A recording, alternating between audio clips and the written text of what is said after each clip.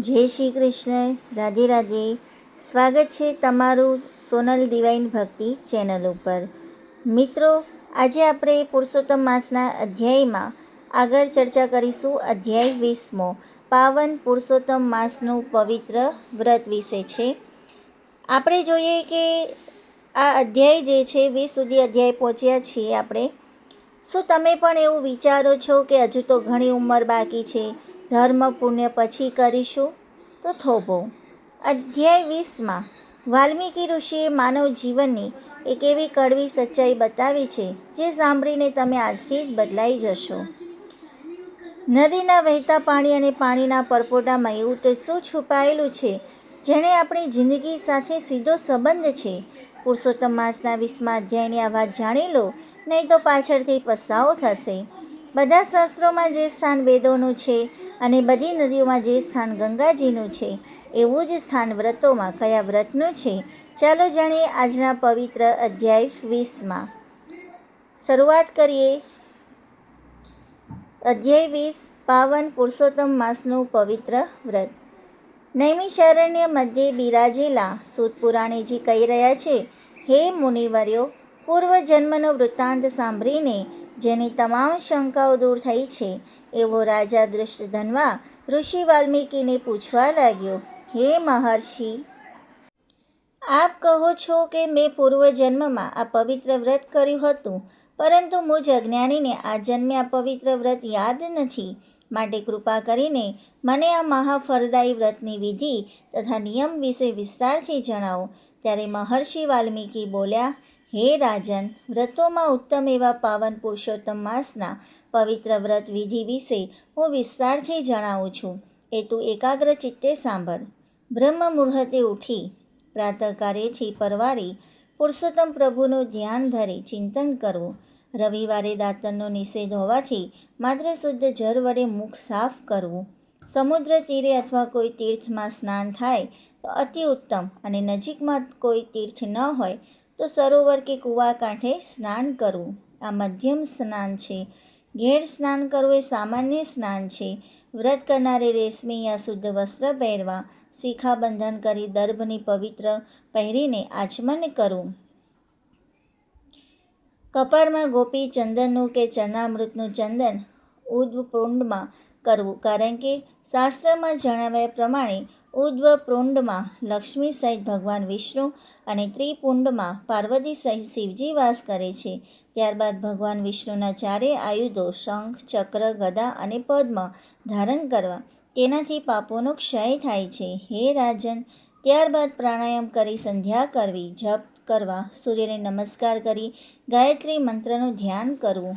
આ બધી વિધિ પ્રાતઃકાળની છે.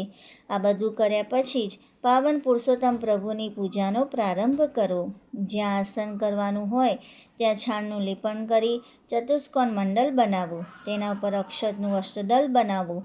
તેના પર સોનાનો, રૂપાનો, ત્રાંબાનો કે માટીનો છિદ્ર વગરનો કળશ સ્થાપિત કરવો.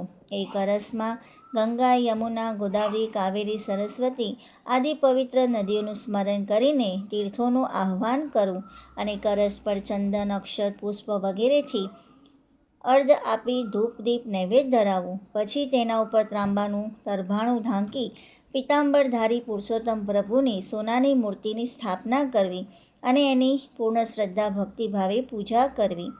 હે રાજન, ફૂટેલા ઘોડામાંથી ધીરે ધીરે વહી જતા પાણીની જેમ મનુષ્યનું આયુષ્ય ઘટતું જાય છે. લક્ષ્મી પણ સમુદ્રની લહેરની જેમ આવીને પાછી ચાલી જાય છે. યુવાનીના ફૂલને કળમાતા જરા પણ વાર નથી લાગતી. માયાના મોહક દિસતા પદાર્થો પણ પાણીના પરપોટા જેવા નાશવંત છે. ધન, યૌવન અને જીવન ચલાયમાન છે. તેથી ધર્મ પાલનમાં મનુષ્ય ઉદાર બનવું, પોતાના આત્માનો મોક્ષ સ્વયં કરવો. જેમ સાપના મુખમાં અડધો ગળાયેલો દેડકો મૃત્યુ સમયે પણ પાસે ઉડતા મચ્છરને મારવાની ઈચ્છા રાખે છે, તેમ કાળના મુખમાં ફસાયેલા જીવ માયારૂપી પદાર્થોને પ્રાપ્ત કરવાની આશા રાખે છે. પોતાના ક્ષણિક સુખ માટે બીજા જીવોને દુઃખ આપતા જરાય અચકાતો નથી. ધન અને ધર્મને સાથે રાખવા કઠિન છે. ધન હોય એનું ચિત્ત ધર્મમાં ચોંટતું નથી. ધર્મમાં ચિત્ત હોય એને ધન તુચ્છ લાગે છે. ધન અને ધર્મનો સંયોગ થાય ત્યારે સુપુત્ર પ્રાપ્ત થતો નથી. આ ત્રણેયનો શુભ સંયોગ પ્રાપ્ત કરનાર મનુષ્ય જ મહાભાગ્યશાળી છે.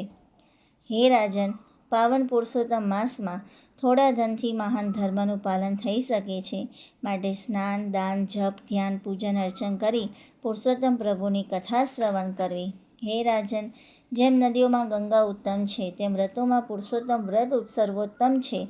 જેમ હાથીના પગલામાં બધા જીવોના પગલાંનો સમાવેશ થઈ જાય છે, તેમ પુરુષોત્તમ વ્રતથી બધા વ્રતોના પુણ્યની પ્રાપ્તિ થાય છે.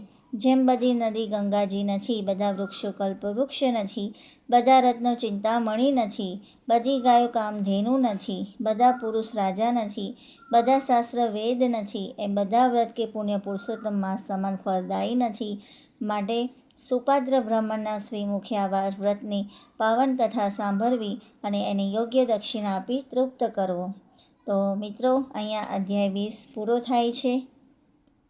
હવે અહીંયા આપણે ટૂંકમાં સારાંશ જોઈએ કે મહર્ષિ વાલ્મીકી રાજા ધનવાને પુરુષોત્તમ વ્રતની પવિત્ર વિધિ અને તેનું મહત્ત્વ સમજાવતા કહે છે કે આ સંસારમાં માનવ દેહ અને સમય બંને પાણીના પરપોટા જેવા ક્ષણભંગુર છે. લક્ષ્મી કે યૌવન ક્યારેય સ્થિર રહેતા નથી. તેથી સમય વેડફ્યા વગર ભગવાન પુરુષોત્તમની આરાધના કરવી જોઈએ. આ અધ્યાયમાં ભગવાનની સોનાની કે તાંબાની મૂર્તિ બનાવીને કઈ રીતે પવિત્ર વિધિથી પૂજા શરૂ કરવી તેનું માર્ગદર્શન આપવામાં આવ્યું છે. બોધપાઠ આપણે જોઈએ કે દરેક અધ્યાયમાં આપણે જોયેલું છે કે દરેક સ્ટોરીમાં બોધપાઠ કયા છે, મોરલ ઓફ ધ સ્ટોરી. આમાં એક વસ્તુ આપણે શીખવા જેવી છે કે કાલ કરે સો આજ કર, આજ કરે સો અબ. આપણું આયુષ્ય નદીના વેગની જેમ રોજ ઘટી રહ્યું છે. ધન દોલત કે જુવાની કાયમી નથી. તેથી જીવનના અંતિમ સમયની રાહ જોયા વિના આજથી અને અત્યારથી જ પ્રભુ ભક્તિ અને સત્કર્મના માર્ગે વળી જવું એ જ સાચું માનવ કર્તવ્ય છે. તો મિત્રો, તમને આ અધ્યાય કેવો લાગ્યો જરૂરથી કોમેન્ટમાં જણાવજો અને કોમેન્ટમાં જય પુરુષોત્તમ ભગવાન જરૂરથી લખજો.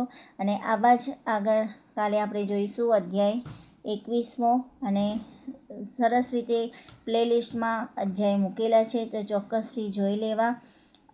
અને ચેનલ ઉપર તમે જો નવા હો તો ચેનલને જરૂરથી સબસ્ક્રાઈબ કરવી. તો આજે આટલે સુધી રાખીએ છીએ. જય શ્રી કૃષ્ણ. રાધે રાધે.